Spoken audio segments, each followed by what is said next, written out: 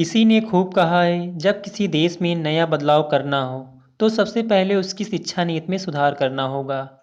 भारत में 34 वर्षों बाद नई शिक्षा नीति की घोषणा की गई। इसलिए आज मैं आपको बताऊंगा कि इससे देश के तमाम स्टूडेंट्स, उनकी फैमिली और उनके माता पिता के जीवन में क्या क्या बदलाव आने वाले हैं।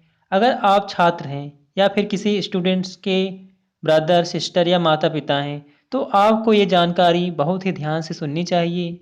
अब मैं आपको नई शिक्षा नीति में हुए बदलाव को बताता हूँ। अब तक भारत की शिक्षा 10+2 के फॉर्मेट पर आधारित थी, लेकिन अब इसे 5+3+3+4 के फॉर्मेट में बदल दिया गया है।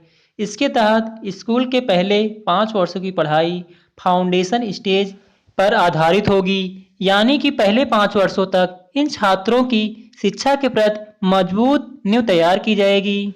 इसका पाठ्यक्रम एनसीईआरटी द्वारा तैयार किया जाएगा। इसमें प्री प्राइमरी के 3 वर्ष और पहली दूसरी क्लास को शामिल किया गया है। इसके तहत बच्चों को खेल कूद और अन्य गतिविधियों के माध्यम से पढ़ाया जाएगा, जिससे वो खेल खेल में आसानी से शिक्षा प्राप्त कर सकें। इसके बाद अगले 3 साल यानी कि तीसरी क्लास से 5वीं क्लास तक की शिक्षा के दौरान छात्रों को भविष्य के लिए तैयार किया जाएगा। इसके तहत छात्रों को गणित, विज्ञान, कला जैसे विषय पढ़ाए जाएंगे। इसके अगले 3 साल को मिडिल स्टेज माना जाएगा, जिसमें क्लास 6 से 8 तक के छात्र शामिल होंगे। इस स्टेज में छात्र को तय पाठ्यक्रम के अनुसार पढ़ाया जाएगा। इसके बाद अगले 4 वर्ष यानी कि क्लास 9 से क्लास 12 तक इस फॉर्मेट की लास्ट स्टेज होगी। ये 4 साल की स्टेज होगी। इसमें छात्रों को किसी विशेष विषय के प्रति गहरी समझ उत्पन्न की जाएगी। इसमें छात्रों के विश्लेषण क्षमता यानी कि उनके स्किल डेवलपमेंट को बढ़ाया जाएगा। उनको अपने जीवन में बड़े लक्ष्य निर्धारित करने के लिए प्रेरित किया जाएगा।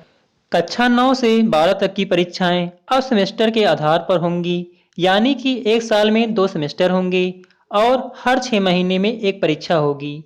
इन दोनों सेमेस्टर परीक्षाओं के आधार पर फाइनल मार्कशीट तैयार की जाएगी। वहीं स्नातक 3 या 4 वर्ष के होंगे, यानी कि कुछ कोर्स के लिए 3 और कुछ के लिए 4 वर्ष होगा। नई शिक्षा नीति में उन छात्रों को विशेष फायदा होने वाला है जो अपनी पढ़ाई किसी कारणवश बीच में ही छोड़ देते थे। यदि किसी स्टूडेंट ने ग्रेजुएशन की 1 साल की पढ़ाई की है और उसके बाद उसने अपनी पढ़ाई छोड़ दी है, तो उन्हें 1 साल का सर्टिफिकेट दिया जाएगा।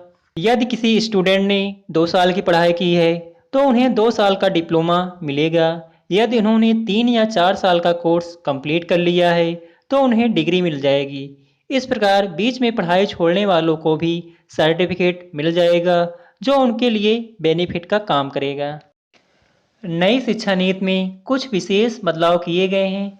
नई शिक्षा नीति के संचालन के लिए एसएसआरए यानी कि स्टेट स्कूल रेगुलेटरी अथॉरिटी बनेगी, जिसके चीफ शिक्षा विभाग से जुड़े होंगे। नई शिक्षा नीति लागू होने से अब इंटर के बाद 4 ईयर इंटीग्रेटेड बीएड का कोर्स होगा, जबकि ग्रेजुएशन के बाद पहले के जैसे 2 साल का बीएड का कोर्स होगा। यदि आपने मास्टर डिग्री प्राप्त कर ली है, तो आप 1 ईयर बीएड का कोर्स कर सकते हैं।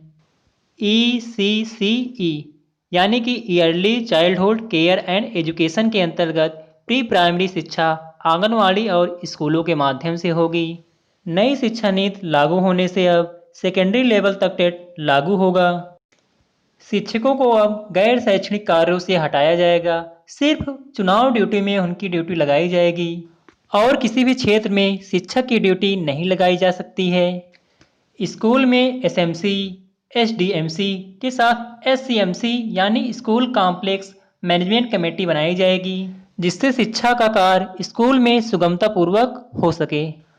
अब शिक्षक नियुक्ति में अन्य परीक्षाओं के साथ डेमो टेस्ट, स्किल टेस्ट और इंटरव्यू भी शामिल होंगे।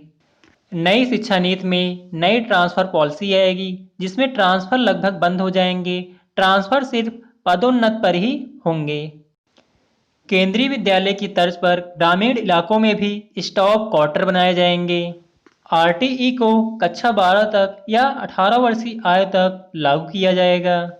अब गवर्नमेंटेड स्कूलों में मिड डे मील के साथ हेल्थी ब्रेकफास्ट भी दिए जाएंगे। नई शिक्षा नीति में स्कूली शिक्षा 3 लैंग्वेज बेस्ड यानी कि 3 भाषाओं पर आधारित होगी। इन 3 लैंग्वेज में अब हिंदी और इंग्लिश के साथ क्षेत्रीय भाषाओं को भी शामिल किया गया है। स्कूलों में अब फॉरेन लैंग्वेज कोर्स यानी कि विदेशी भाषाओं को भी पढ़ाया जाएगा।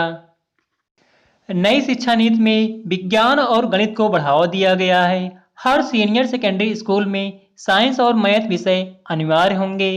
अब स्कूलों में स्थानीय भाषा में भी पढ़ाया जाएगा। एनसीईआरटी पूरे देश में नोडल एजेंसी होगी। नई शिक्षा नीति के लागू होने से स्कूलों में राजनीति व सरकार का हस्तक्षेप लगभग समाप्त हो जाएगा। नई शिक्षा नीति लागू होने से अब कॉलेजों में क्रेडिट बेस्ड सिस्टम होगा, जिससे कॉलेज बदलना आसान और सरल होगा।